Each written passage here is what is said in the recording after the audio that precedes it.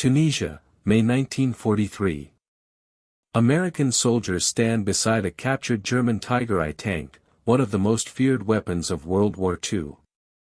Its massive 88mm gun had terrorized Allied forces across North Africa. Its thick armor could shrug off almost any Allied anti-tank round. It was virtually invincible in combat. But as American engineers began inspecting this mechanical monster, they discovered something that left them absolutely stunned. Something that would fundamentally change how they understood German tank design and the Wehrmacht's strategic problems. The Tiger I could only travel about 120 miles on a full tank of fuel on roads. Off-road? A pathetic 68 miles. To put that in perspective, that's the distance from New York to Philadelphia. From Los Angeles to San Diego. One way. The Americans couldn't believe it. Their Sherman tanks could travel 120 miles and still have fuel left over. How could Germany build such a powerful tank that could barely make it across a single county? This is the story of the Tiger I's fatal flaw, and how fuel consumption became Nazi Germany's hidden Achilles heel. What if I told you that Germany's most feared tank, the mighty Tiger, could barely make it 120 miles on a full tank of fuel? How could a machine so powerful be so helpless without gas? The Tiger I was introduced in 1942 as Germany's answer to heavily armored Soviet tanks. At 57 tons, it was a mobile fortress. Its 88mm gun could destroy any Allied tank at ranges exceeding 1,000 yards. Its frontal armor was 100mm thick, with the turret front protected by 110mm of steel. When Tiger tanks first appeared in Tunisia in late 1942, they caused panic among Allied tankers. British Churchill tanks and American Shermans found their shells bouncing harmlessly off the Tiger's thick hide. Meanwhile, the Tiger's deadly 88mm gun could punch through their armor like paper. In April 1943, British forces captured Tiger 131 near Point 174 in Tunisia when a lucky shot jammed its turret. Shortly after, in May, American forces captured another Tiger, Tactical No. 712, near Tunis. The crew had abandoned it, possibly due to mechanical failure. Both tanks were sent for extensive testing. The British sent Tiger 131 to England for evaluation by the School of Tank Technology. The Americans shipped Tiger 712 to Aberdeen Proving Ground in Maryland. What happened next shocked Allied engineers on both sides of the Atlantic. The Tiger I was powered by a Maybach HL230P45 engine, a 23-liter V12 producing 700 horsepower at 3,000 revolutions per minute. For comparison, that's more powerful than most modern sports cars. But here's where things got crazy. Dramatic reveal of fuel consumption stats. The Tiger I consumed fuel at an absolutely staggering rate. On roads, 2.75 gallons per mile. That's 0.36 miles per gallon. Or 214 liters per 100 kilometers. Off-road. Up to 5 gallons per mile in difficult terrain. That's 0.2 miles per gallon. Or 500 liters per 100 kilometers. Let me put this in perspective. The Tiger I got worse fuel economy than a modern monster truck. Modern Abrams tanks get better mileage. Modern 18-wheeler trucks hauling 40 tons of cargo get triple the fuel economy. The Tiger carried 4 fuel tanks with a total capacity of about 125 US gallons, or 530 liters. Do the math. 125 gallons divided by 2.75 gallons per mile equals roughly 45 miles before the tank runs dry on roads. Wait, you're thinking. Didn't you say 120 miles in the opening? Here's the thing, those official German army figures of 121 miles on road and 68 miles off-road were optimistic estimates under ideal conditions. In reality, Tigers burned through fuel even faster during combat operations, emergency maneuvers, or cold weather starts. Now compare this to Allied tanks. M4 Sherman. Fuel capacity, 168 to 175 gallons. Fuel consumption, 0.87 miles per gallon on road, 0.4 miles per gallon off-road. Range, approximately 120 miles on road. Soviet T-34. Fuel consumption, 1.5 miles per gallon, diesel. Range, 186 miles on internal fuel. The Sherman could match the Tiger's absolute best-case range while carrying more fuel capacity and burning it more efficiently. The T-34, running on diesel, could go nearly twice as far. At Aberdeen Proving Ground and at British testing facilities, Allied engineers began to understand something crucial: the Tiger I wasn't just a tank. It was a logistical catastrophe waiting to happen. Think about what these numbers meant in practice. A single Tiger I tank needed roughly 275 gallons of fuel for every 100 miles traveled on roads. That's over 1,000 liters. Off-road, it needed 500 gallons for the same distance. A German panzer division with just 10 Tigers needed 2,750 gallons of fuel to move 100 miles along roads. That's the fuel load of an entire convoy of trucks. And here's where it gets worse. Germany had to transport that fuel from distant refineries in Romania, or produce it synthetically at great cost. It had to be moved by rail to forward depots. Then loaded onto trucks. Then driven to the front lines. All while under constant attack from Allied aircraft. Every Tiger tank didn't just consume fuel. It consumed trucks, trains, manpower, and time. Resources that Germany simply didn't have in abundance, especially after 1943.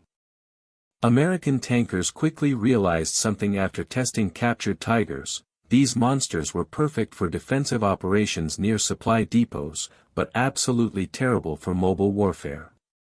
And Germany, by 1943, was losing ground on every front. They needed mobile armor that could counterattack, exploit breakthroughs, and fight fluid battles across hundreds of miles. Instead, they built tanks that could barely make it 50 miles before needing refueling.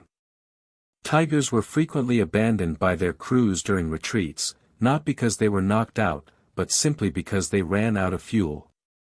Allied intelligence reports noted dozens of perfectly functional Tigers left behind during German withdrawals. Their crews had drained the fuel to keep other vehicles running. Meanwhile, American tank designers had made completely different choices. The M4 Sherman wasn't trying to be the most powerful tank on the battlefield. It was trying to be good enough, reliable, and above all, practical. The Sherman consumed roughly 0.87 miles per gallon on roads and 0.4 miles per gallon off-road with its Ford GAA engine. That's still terrible by civilian standards, but compared to the Tiger, it was downright economical. More importantly, the Sherman carried 168 gallons of fuel. Combined with its better fuel efficiency, a Sherman could reliably travel 120 to 150 miles on internal fuel alone. Add external fuel drums, which many did, and that range extended to over 200 miles. This wasn't just about numbers. This was about operational freedom. American tank divisions could advance 100 miles in a day if needed. They could exploit breakthroughs. They could pursue retreating enemies. They could operate far from supply depots because every Sherman carried enough fuel to actually get somewhere. German Tiger battalions, meanwhile, were tethered to their supply trucks like dogs on short leashes. They couldn't pursue. Couldn't exploit. couldn't maneuver freely. They had to wait for fuel. After D-Day in June 1944, Allied armies raced across France. American armored divisions covered hundreds of miles in weeks. The famous Red Ball Express kept them supplied, but the Sherman's reasonable fuel consumption made it possible. German Tiger units, when they appeared, fought ferociously but couldn't maintain sustained operations. They'd fight, win, then have to withdraw to refuel. Or worse, they'd run out of fuel mid-operation and get abandoned. Here's the ultimate irony: Germany produced approximately 1,347 Tiger I tanks during the entire war. It was a complex, expensive, fuel-hungry beast. America produced over 49,000 Sherman tanks. The Soviet Union produced over 57,000 T-34s. But the fuel consumption issue reveals something deeper about German war planning. Germany was fighting a multi-front war across a continent. From North Africa to the Arctic Circle. From the Atlantic Wall to the outskirts of Moscow. Their tanks needed to cover vast distances. Instead, they designed vehicles that could barely travel between cities. Germany produced approximately 6 million tons of fuel in 1943. By 1944, Allied bombing had reduced that to around 4 million tons. By 1945, production collapsed entirely.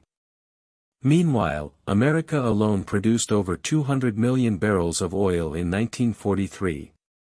That's roughly 28 million tons. Just from one country. By late 1944, German tank units were being immobilized not by enemy action, but by empty fuel tanks. The Battle of the Bulge in December 1944 saw German armored spearheads literally running out of gas within sight of Allied fuel dumps. SS Panzer divisions captured American fuel stocks when they could, but there was never enough. Tiger IIs, King Tigers, Panthers, and regular Tigers sat immobilized while American tanks drove past them. The Tiger's armor couldn't protect against an empty fuel tank. After the war, Allied engineers compiled detailed reports on captured German equipment. The conclusions about the Tiger I were mixed. Strengths: excellent gun, strong armor, good crew ergonomics, reliable mechanical design, when maintained.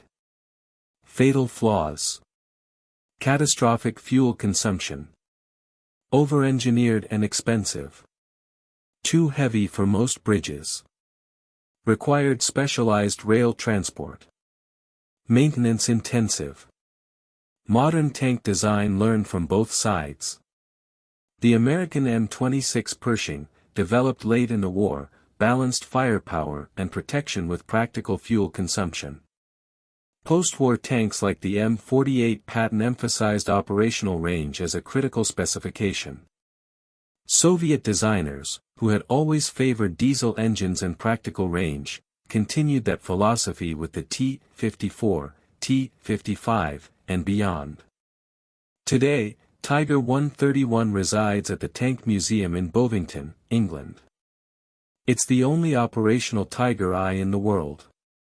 During demonstration runs at the annual Tiger Day events, it consumes approximately 8 gallons per mile. That's because it's running cold, without combat loads, on modern fuel, at low speeds. In combat conditions, it would have been even worse. When American tankers first examined that captured Tiger in Tunisia, they were looking at a masterpiece of engineering and a monument to strategic failure wrapped in the same steel hull. The Tiger I proved that you can build the most powerful tank in the world, but if it can't reach the battlefield, it doesn't matter. If it runs out of fuel after every engagement, it doesn't matter. If your enemy can build 10 tanks for every one of yours, and all 10 can actually drive to the fight, you've already lost. The Sherman wasn't the best tank of World War II. But it could get there. It could stay there. And it could come back for more. In the end, that mattered more than all the armor and firepower in the world. The Tiger I could only go 120 miles per tank. That distance turned out to be the exact length of Nazi Germany's strategic vision, impressive up close, but far too short to win a war.